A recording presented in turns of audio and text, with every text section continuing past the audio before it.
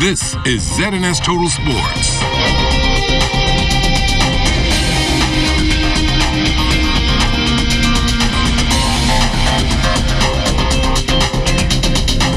Good evening, Bahamas. I'm Kelsey Johnson. Welcome to Sports Tuesday. The St. John's Giants senior girls and boys basketball squads powered their way into the championship round of the BAISS Basketball League with dominant performances on Monday. Let's start with their senior girls team, who closed the first quarter with an 18-0 lead against the Kingsway Saints, the number 4 seeds. The Giants, the league's pennant winners, added 13 points to the 18 and held the Saints to just 4. Wanting to send a message to their opponents in the next round, head coach Oswaldo Taylor sent his starters back on the court in the third, and they surely went to work. The team expanded on their 27-point lead before he decided to pull them off one by one. The Giants would defeat the Saints 57-7. Well, you know, we're working on our defense now for the last 2 years, and it showed up tonight, you know. We always run the 2-2-1, and that 2-2-1 paid off us dividends for the last, and the whole year gone for the last 18 games, you know. Scrimmages and all the tournament play, this defense paid off dividends. And, you know, we're looking forward to continuing straight into the championship and winning everything. I would tell them to be more bold because they can play good and they're a good team. And if they came up with more heart, then we would have got the job done. Y'all allowed St. John's to go on an 18-0 run in the first quarter. They gave up too easily, but hopefully next year we'll be back. It was the Giants and the Saints once again, but this time in the senior boys division. It was a physical game from the jump that saw the Giants take a 2-point lead in the first and headed to the half with a 3-point cushion. But the 35-33 score in favor of the Giants wasn't soft enough, and the Saints came back marching to have a 4-point advantage. The Giants would prove too much for the Saints, who allowed them to creep back in and win the game 65-57. The St. Augustine's College Big Red Machine also had a pair of teams play in the first frame of the sudden death games on Monday. Their junior girls came in as the 4th seeds to the pennant winners Queens College Comets junior girls basketball team, who dominated the regular season and was primed to win it all. The Big Red Machine sent the Comets packing with a 40-32 win. The game plan was obviously to win. Our girls, they were a little confident, didn't have total confidence because they started out a little bit scared. But, you know, it is anybody's game at any given time, because if you look at it, we only had 6 teams this year, and so it all depends on what you, how you came out in the regular season. We only lost 2 games, but you know, it's against who beat who, and so that dropped us into 4th spot. But regardless of that, we knew we had to come out here and we had to do what we're supposed to do. They seemed a little bit nervous coming into the first quarter. We sat down, coming into the second half, came back into the game well. Just didn't do enough. Yeah, very disappointed. We've had a very strong season. We won the Father Marsh and finished top. We just needed to do a little bit better today. The Big Red Machine junior boys were hoping to do the same as their girls. They too came in as the number 4 seeds and had to face the Comets, the league's pennant winners.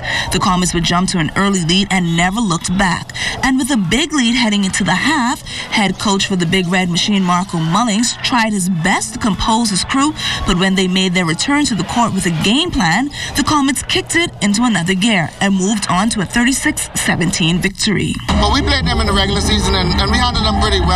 We knew what they were about, so I really just told them to stay focused and let's execute our game plan.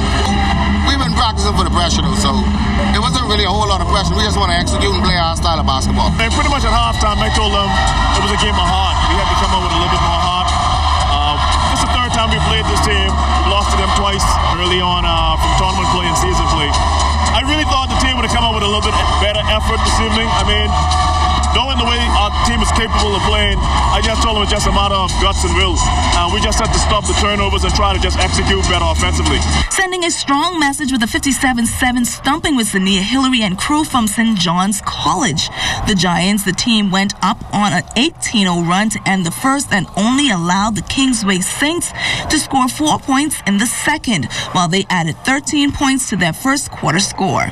The second half was pretty much all the Giants, who are confident that they will be victorious in the best-of-3 championship series. I would say our girls, they didn't play with heart, they didn't stick to the game plan, but hopefully next year we'll be back here. This is the first time we were here for a long time in 3 years, and so they did their best. The Giants fans will be out in droves when the championship series tips off. Their senior boys routed the Saints senior squad 65-57, sealing their appearance for the big dance. Action in the BAISS sudden death matches continues today over at the Kendall G. Isaacs Gymnasium. The Big Red Machine Junior girls are awaiting the winner of the game with St. John's Giants and Principal Falcons. The Saints and the Falcons will battle for a chance to play the Comets in the junior boys division. The 50-point win gave the Giants senior girls a chance today to watch the Big Red Machine and the Falcons play. And Temple Christian Sons and the Comets are the second senior boys game. The best of 3 championship series will start on Friday. From the local hardwood on Monday night, the Llano Eagles Nest defeated Carroll Contractors Titans 105-97. Pulling off a 4-point win was the JD Seafood Sharkers over Carroll Contractors Pirates. As the postseason approaches, coaches are drawing up plays to ensure that their team is in the hunt. We have to be a little more consistent as far as our effort on off the court. Defensively, we had to put a little more out there. I think we kind of gave up about 90 points tonight. That was a little too much. But most definitely, if we have a chance to get in there, Carroll Contractors Resistance, to be sure to put on a good showing. This coming Thursday is the day of love for many. As for our local sailors, their hearts will skip a beat when they hoist their sails on Saturday in the Catch Me If You Can Valentine's Day Regatta. The annual sailing event was the brainchild of the late Eliezer Sailing Barbara J. Johnson. This one is going to be for Barbara. And if it blows from 0 to 50 knots wind, we're going to sail. And I know the harder it blow, the easier it is for the A class to catch the Lady Natalie. But this time we're gonna have something special in store for them, and there's no way they're gonna catch the Lady in Red this time. This one is for Barbara, and I'm gonna do everything within my power along with my crew, and we're gonna savor this one for the memory of the legendary Eliezer Sailing Barbara Johnson. The Raccoons could sure use a win, but the Potcakes wasn't going to let them slide one over them. The two teams were in a heated game on Saturday past. The Raccoons playing for their first win, and the Potcakes looking to take a bite out of their opponents for win number 3. When the final out was called, the teams shook hands, congratulating each other for a well-fought match that ended in a draw, 15-all. My team is a new team. The majority of them just came over from the 11-12 division, and I have a 16-member team, so it's very, very difficult to manage a 16-member team. So, I have to choose my 9 and then work the other players in, and that becomes a challenge. But the first inning, second inning, we did pretty good. We stayed in there. I think we were ahead in the second, up to the second inning, and then we just lost it. And I think it's just because of inexperience. But with my help and the other coaches' help, we sort of rallied them back up, and then in the third and fourth inning we scored a couple of runs, and then we keep at it, and then the fifth inning or whatever inning was, then we tied the game. What happened? This team is supposedly one of the lower teams in the division, supposedly, but we proved that we could beat all the top teams, because the top teams haven't beaten us yet, as yet. So bouncing back, it takes practice, and we'll get there. We're counting down the days to the start of the flag football season. One ladies team will return to the game, and this time around, their main focus is the championship title. Well, as of right now, I'm not sure who exactly is going to be in the league, because there are a lot of teams that either they're no longer here, or they've moved on. So I'm not sure exactly who the teams, but there are a lot of new teams, so to say who's who, I can't really give you that answer just yet.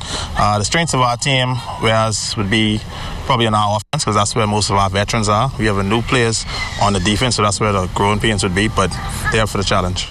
That's all the time we have for sports. I'm Kelsey Johnson. This is ZNS Total Sports.